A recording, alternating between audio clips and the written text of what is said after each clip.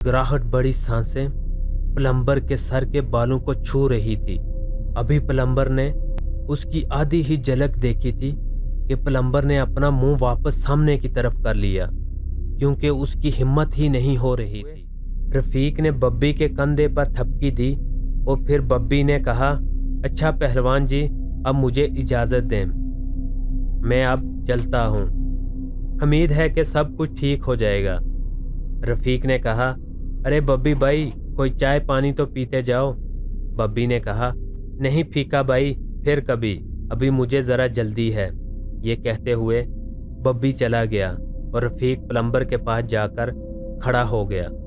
तो प्लम्बर ने रफीक की तरफ देखते हुए कहा, पहलवान जी गुस्ताही माफ़, लेकिन मुझे लगता है ये बाबा आपको ठगने के लिए आया था, क्योंकि मैंने अपनी आंखों से देखा है जो सही पीर और आमल होते हैं वो किसी से पैसों की कोई डिमांड नहीं करते और इनके अमल में असर भी होता है, लेकिन ये तो कोई ज़्यादा ही लालची अमल लगता है और ऐसे लोगों के अमल में भी कोई असर भी नहीं होता। प्लम्बर की यह बात सुनते ही रफीक ने कहा, अरे तुम फिर शुरू हो गए। देखो तुम अभी नादान हो, इसलिए तुम्हें पता नहीं, ऐसे कामों में कुछ पैसे तो लगते हैं।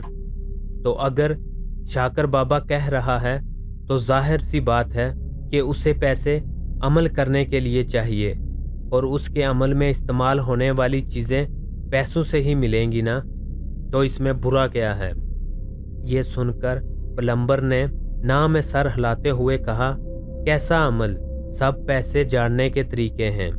मेरे बस में होता तो उससे 70,000 क्या ऊपर वाले 11 रुपये भी नहीं देता। ये कहते हुए प्लम्बर मुस्कुराने लगा। तो रफीक ने कहा, अरे तुम क्यों फजूल बहस में अपना दिमाग उलझा रहे हो। बेहतर होगा कि तुम यही दिमाग अपने काम में लगाओ और इसे जल्दी ख़त्म करो। अभी काफ़ी काम बाकी है, थोड़ा जल्दी हाथ चलाओ, वरना इस काम में ही रात हो जाएगी। मुझे तुम्हारे लिए अलग से बल्ब लगाना पड़ेगा, इसलिए कोशिश करो कि दिन की रोशनी में ही इसे मुकम्मल कर लो। ये सुनकर प्लम्बर ने कहा, जी जी वही कर रहा हूँ पहलवान जी, आप टेंशन न लें, रात से पहले ही मुकम्मल हो जाएगा। ये कहने के बाद प्लम्बर अपने काम में मसरूफ़ हो गया और रफ़ीक अपने कमरे में जाकर कुछ देर आराम करने लगा और मुमताज़ को आमल के साथ हुई बातचीत के बारे में बताने लगा, जिसे सुनते ही मुमताज़ ने कहा, अजी इतने पैसे आप कहाँ से लाएंगे। रफ़ीक ने मुस्कुराकर मुमताज़ की तरफ देखा और बोला, अरे तुम क्यों फ़िक्र करती हो, मैंने थोड़ा थोड़ा करके कुछ पैसे जमा किए हुए हैं, उन्हीं पैसों से दे दूँगा। इन्हीं पैसों से ही ये मोटर और प्लम्बर वगैरह का काम करवा रहा हूँ। मुमताज़ बीबी ने कहा, तो क्या शाकर बाबा सब ठीक तो कर देगा ना। रफ़ीक ने कहा, अरे हाँ, वो तो कह कर गए हैं कि वो खुद ही इन दरख्तों को काट देंगे। इसके बाद हम इन दरख्तों वाली जगह को बेचकर जो पैसे मिलेंगे उससे इस घर को बेहतर ढंग से बनवा लेंगे। अभी रफ़ीक ये बात कर ही रहा था कि सोनिया भी रफ़ीक के पास आ गई और रफ़ीक की तरफ देखते हुए बोली, अब्बू वो बाहर जो आदमी काम कर रहा है वो आपको आवाज़ें दे रहा है। ये सुनते ही रफ़ीक ने कहा, अरे यार अब इसको क्या चाहिए, बहुत ही ढीला बंदा है। ये कहते हुए रफ़ीक कमरे से बाहर गया तो प्लम्बर वहीं दरवाजे के पास खड़ा रफ़ीक को आवाज़ें दे रहा था। जब रफ़ीक उसके पास पहुंचा तो प्लम्बर ने कहा, पहलवान जी इस गेट के पास एक लाउड स्पीकर भी लगा लें ताकि आपके कमरे तक आवाज़ चली जाए, मैं कब से आवाज़ें दे रहा हूँ। रफ़ीक ने कहा, अरे मुझे तो कोई आवाज़ नहीं आई, सच पूछो तो इसलिए इस घर का कुछ हिस्सा बेचना चाहता हूँ ताकि इस बड़े मैदान की जगह एक छोटा लेकिन अच्छा सा घर बन जाए। खैर छोड़ो, बताओ क्या हुआ। प्लम्बर ने कहा, पहलवान जी पाइप कम पड़ गया है। ये सुनकर रफ़ीक ने कहा, अरे यार इतना पाइप लाया था फिर भी कम हो गया। प्लम्बर ने कहा, पहलवान जी घर भी तो देखो ना, कमरे कहाँ हैं और नल कहाँ है, बाथरूम का काम तो मुकम्मल हो गया, अब सिर्फ आपके किचन तक पाइप लेकर जाना है। लेकिन पाइप कम पड़ गया, इसमें मेरी क्या गलती है? रफ़ीक ने कहा, यार थोड़ा जल्दी कर लो, शाम होने वाली है।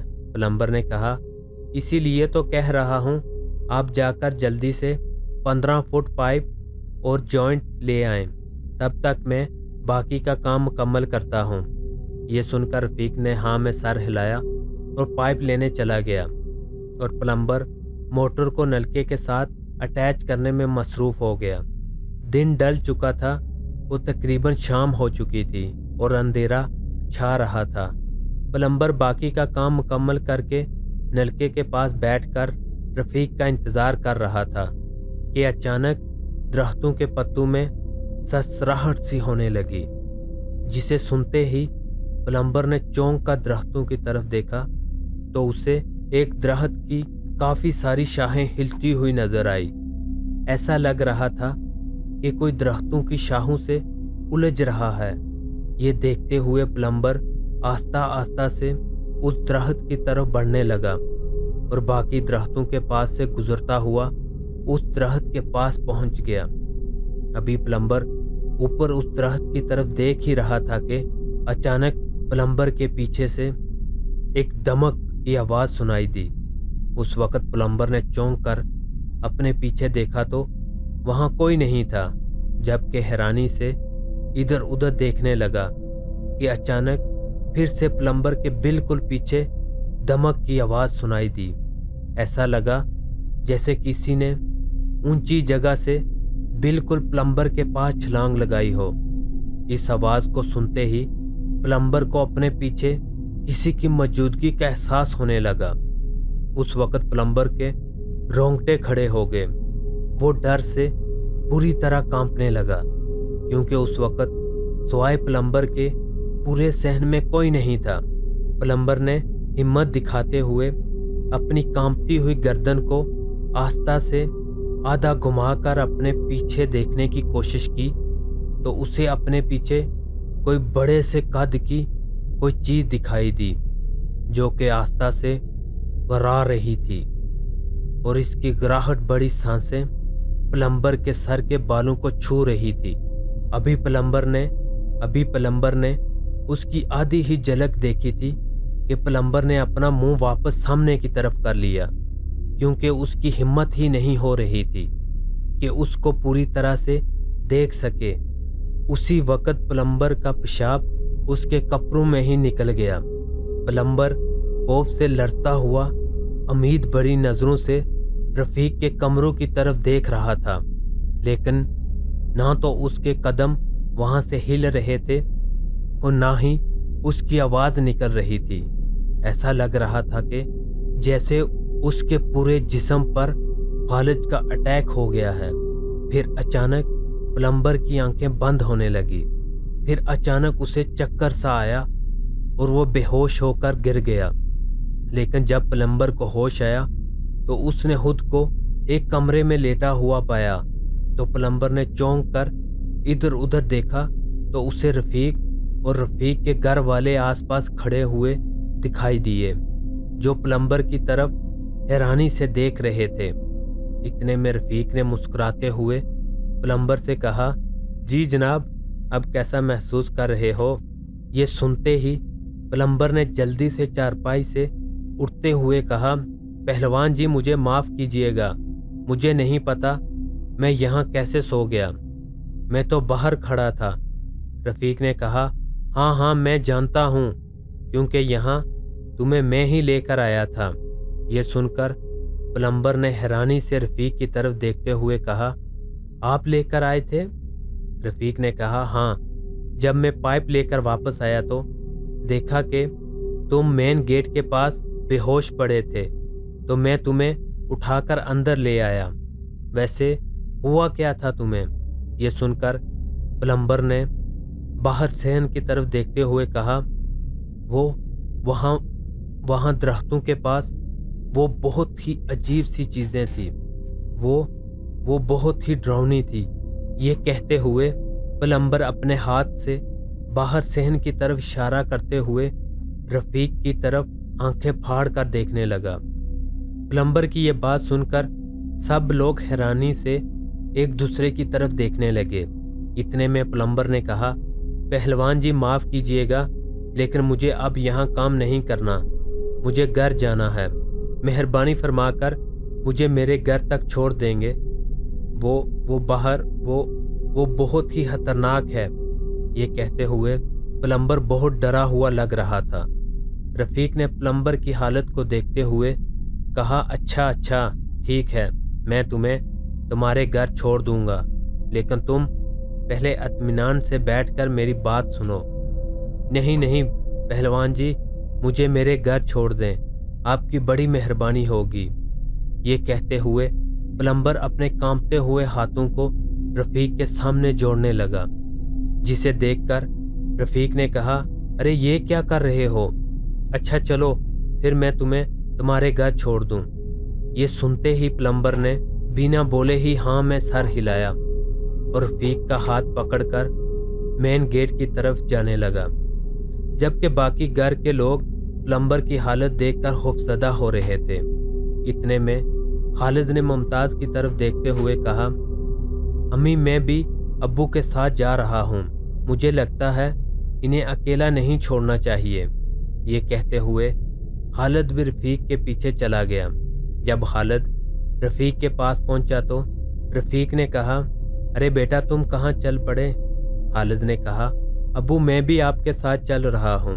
रफ़ीक ने कहा, बेटा तुम पहले ही काम से थके हारे आए थे, जाओ जाकर आराम करो, मैं इसे छोड़कर आ जाऊंगा, ये ज़्यादा दूर नहीं रहता। खालिद ने कहा, अब्बू रात का वक़्त है, मैं आपको अकेला नहीं जाने दूंगा, वैसे भी मेरी कुछ चहलकदमी भी हो जाएगी। ये कहते हुए खालिद भी डरे हुए अंदाज में दरख्तों की तरफ देख रहा था। रफ़ीक ने कहा, अच्छा ठीक है।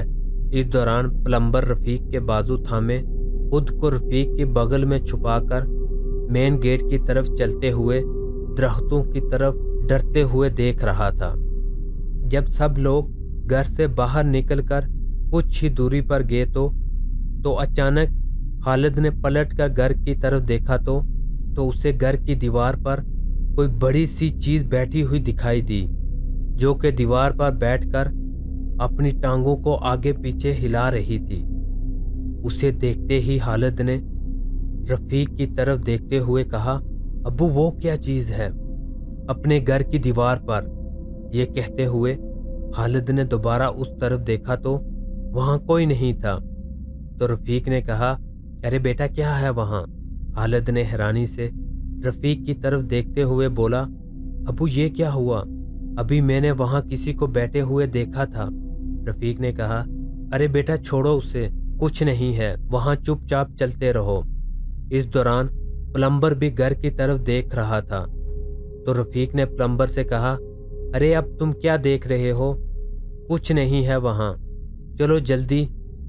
ये कहते हुए रफ़ीक फिर से प्लम्बर के साथ आगे आगे चलने लगा, जबकि खालिद चलता हुआ बार बार पीछे मुड़कर देखता रहा था।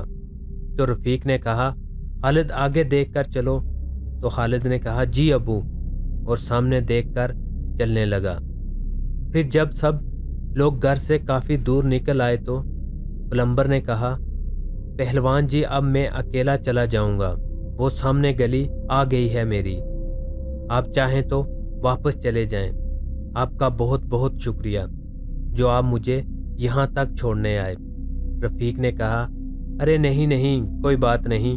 ये कहते हुए रफ़ीक ने कुछ पैसे उसको देते हुए कहा, यार ये रख लो जो तुमने काम किया है। प्लम्बर ने कहा, नहीं पहलवान जी, अभी काम पूरा नहीं हुआ, इसलिए मैं ये पैसे नहीं ले सकता। रफ़ीक ने कहा, अरे रख लो, काफ़ी काम तो हो चुका है, थोड़ा ही बाकी है, वो मैं किसी और से करवा लूँगा। अब तुम ये पैसे रखो और जाकर आराम करो, तुम्हारी तबीयत अभी पूरी तरह से ठीक नहीं है। ये कहते हुए रफ़ीक ने पैसे प्लम्बर की जेब में डाले और उससे सलाम दुआ करके वापस खालिद के हमरा घर की तरफ जाने लगा। रास्ते में खालिद ने कहा, अब्बू वैसे प्लम्बर तो कुछ ज़्यादा ही डरा हुआ था। रफ़ीक ने कहा, हाँ ये बात तो है, मुझे लगता है उसने भी उसी चीज़ को देख लिया होगा जो अक्सर मुझे नज़र आती है। ये सुनकर खालिद ने कहा, अबू मेरा यकीन करें, मैंने भी अब से कुछ देर पहले इसी चीज़ को ही हमारे घर की दीवार पर बैठे हुए देखा था, लेकिन वो आपके देखने से पहले ही अचानक कहीं गायब हो गई थी। ये सुनकर रफ़ीक ने कहा, मैं जानता हूँ बेटा, लेकिन शायद तुम ये नहीं जानते कि बार बार उसकी तरफ देखने से वो हमारे पीछे आ जाती है। इसीलिए मैंने तुम्हें कहा था, छोड़ो उसे, वहाँ कुछ नहीं है, चुपचाप चलते रहो। ये सुनकर खालिद ने कहा, अच्छा, इसका मतलब आपको पता था कि वो वहाँ थी। रफ़ीक ने कहा, हाँ, लेकिन मैं प्लम्बर के सामने उस बारे में बात नहीं करना चाहता था, क्योंकि वो बेचारा तो पहले ही से बहुत डरा हुआ था। ऐसे में अगर हम मज़ीद इस बारे में बात करते तो प्लम्बर की तबीयत और बिगड़ सकती थी। खालिद ने कहा, जी मैं समझ गया, लेकिन अब्बू ये सब कब और कैसे ख़त्म होगा? ऐसे तो वो चीज़ हमें और ज़्यादा परेशान करेगी। रफ़ीक ने कहा, बेटा परेशान होने की ज़रूरत नहीं, आज एक आदमी आया था, वो कल हमारी जान इन चीज़ों से छुड़ा देगा। ये कहते हुए फिर रफ़ीक ने शाकर बाबा से हुई तमाम बातों का बताया। तो खालिद ने कहा, अगर ऐसा है तो इसका मतलब कि अब हम अपने घर को खूबसूरत और शानदार बना सकते हैं। रफ़ीक ने कहा, हाँ, ज़रूर, जब वो दरख्त कट जाएंगे तो हम वो सारी जगह बेच देंगे और फिर हम अपने घर को जैसे चाहें बना सकते हैं। ये सुनते ही खालिद ने हाँ में सर हिलाया। फिर दोनों बाप बेटा घर की तामीर के बारे में बातें करते हुए घर के करीब पहुंच गए। रात काफ़ी हो चुकी थी और हर तरफ अजीब सा सन्नाटा फैला हुआ था। इस दौरान गली में इतनी खामोशी थी कि रफ़ीक और खालिद के चलते हुए कदमों की आवाज़ बहुत ही साफ सुनाई दे रही थी। अभी रफ़ीक और खालिद घर 8-10 कदम ही दूर थे कि इतने में अचानक अजीब तरीके से किसी के रोने की आवाज़ सुनाई देने लगी, जिसे सुनते ही रफ़ीक और खालिद हैरत अंगेज नज़रों से एक दूसरे की तरफ देखने लगे, फिर इधर उधर देखने लगे। इतने में खालिद ने कहा, अब्बू ऐसा लग रहा है जैसे कोई रो रहा है। रफ़ीक ने कहा, हाँ, मुझे भी यही लग रहा है, लेकिन ये आवाज़ कहाँ से आ रही है? गली में तो कोई भी दिखाई नहीं दे रहा। ये कहते हुए रफ़ीक मुसलसल इधर उधर देख रहा था कि इतने में अचानक खालिद ने खामोशी से अपना कांपता हुआ हाथ रफ़ीक के कंधे पर रखा। तो रफ़ीक ने चौंक कर खालिद की तरफ देखा तो खालिद ने अपने दूसरे हाथ से एक तरफ इशारा करते हुए सरगोशी में कहा, अब्बू वो देखो।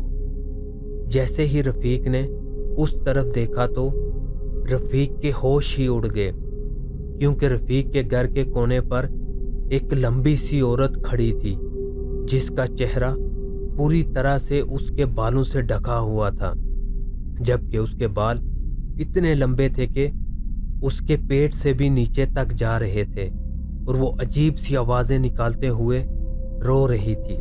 इसे देखते ही रफ़ीक के रोंगटे खड़े हो गए। तो रफ़ीक ने उसकी तरफ हैरत से देखते हुए सरगोशी में कहा, अरे ये कौन है?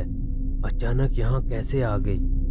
खालिद ने कहा, पता नहीं अब्बू, मेरी भी अचानक ही नज़र पड़ी थी, लेकिन उसे देखकर मुझे वहशत सी हो रही है। ये सुनते ही रफ़ीक ने कहा, चलो जल्दी से घर के अंदर चलो। ये कहते हुए रफ़ीक ने खालिद का हाथ पकड़ा और तेज़ी से घर के दरवाजे की तरफ बढ़ा। तो अचानक वो औरत भी अपना हाथ बढ़ाती हुई बढ़ी, लेकिन रफ़ीक और खालिद जल्दी से घर के अंदर दाखिल हो गए और सहन में तेज़ी से भागते हुए अपने कमरे की तरफ चले गए। रफ़ीक और खालिद की हालत देखकर बाकी घर वाले खौफज़दा हो गए, क्योंकि रफ़ीक और खालिद दोनों की सांस फूल रही थी।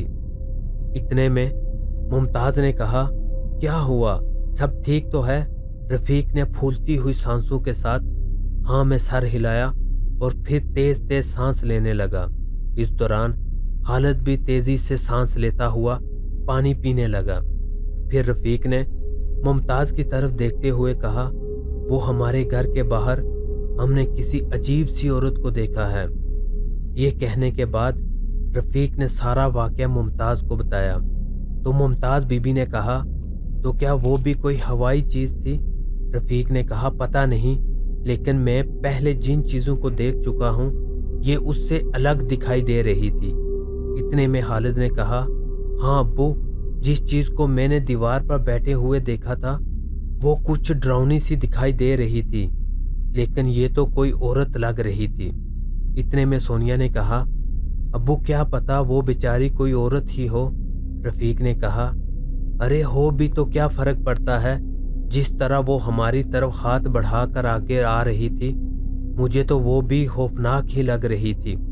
सच पूछो तो मुझे उसके घुटने तक फैले लंबे बालों को देखकर ही डर लग रहा था। ये सुनते ही मुमताज़ ने कहा, क्या घुटने तक फैले हुए बाल? ये सुनकर खालिद ने कहा, जी अम्मी, अब्बू ठीक कह रहे हैं, वाकया में उसके बाल बहुत ही ज़्यादा लंबे थे। मुमताज़ ने कहा, फिर तो पक्का वो कोई हवाई चीज़ ही होगी। ये सुनकर सोनिया ने कहा, अब्बू हवाई चीज़ क्या चुड़ैल होती है? ये सुनकर रफीक ने बात गोल करते हुए कहा, अरे नहीं नहीं, तुम इन बातों पर तवज्जो मत दो, कुछ ऐसा वैसा नहीं होता। अब छोड़ो सब बातें, रात बहुत हो चुकी है, चलो अब सब लोग आराम करो, सुबह शाकर बाबा आएगा तो सब ठीक हो जाएगा। और ये तारक कहाँ है?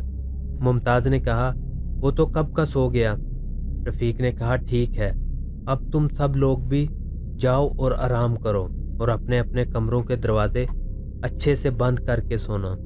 ये सुनते ही सोनिया ने कहा, अब्बू ये शाकर बाबा कौन हैं और वो क्या करेंगे?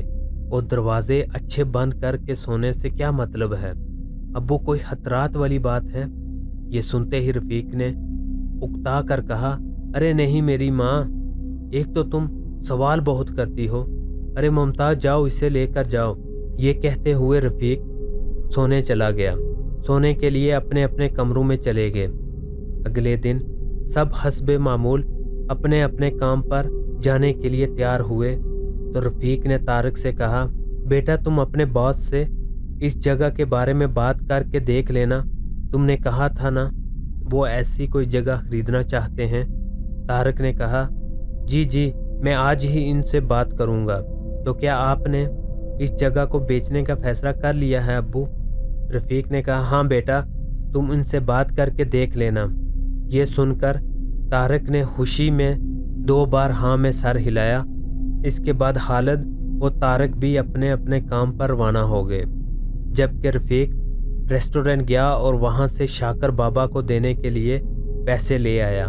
अभी रफ़ीक घर पर बैठा ही था कि इतने में घंटी बजी तो रफ़ीक ने कहा, अरे लगता है शाकर बाबा आ गए। ये कहते हुए रफ़ीक मेन गेट पर गया तो देखा कि वही प्लम्बर रफ़ीक के दरवाजे पर खड़ा था, जिसे रात में रफ़ीक उसकी गली में छोड़कर आया था। उसने रफ़ीक को सलाम किया तो रफ़ीक ने कहा, अरे क्या हुआ, सब खैरियत है ना?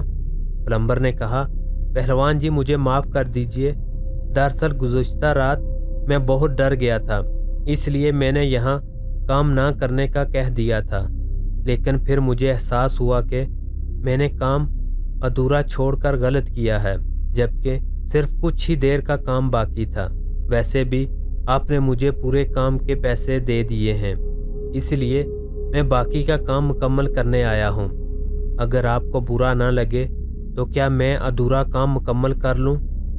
ये सुनते ही रफ़ीक ने कहा, अरे इसमें बुरा क्यों लगेगा? अगर तुम काम मुकम्मल करना चाहते हो तो ये बहुत खुशी की बात है, नहीं तो मुझे फिर से किसी और प्लम्बर को ढूंढ कर लाना पड़ता, जबकि आज तो मेरे पास वक्त ही नहीं था, क्योंकि आज शाकर बाबा ने आना है, पता है ना, वो जो कल आए थे। प्लम्बर ने मुस्कुराते हुए कहा, जी जी पहलवान जी, शाकर बाबा नहीं, शातर बाबा है वो। ये सुनकर रफ़ीक ने कहा, अरे तुम फिर से शुरू मत हो जाना, अब जल्दी से अपना काम मुकम्मल कर लो। کیونکہ جب شاکر بابا آ جائے گا تو میں تمہیں ٹائم نہیں دے پاؤں گا۔ یہ سن کر پلمبر نے ہاں میں سر ہلایا اور اپنا کام کرنے لگا، اور جب پلمبر کا کام ختم ہونے والا تھا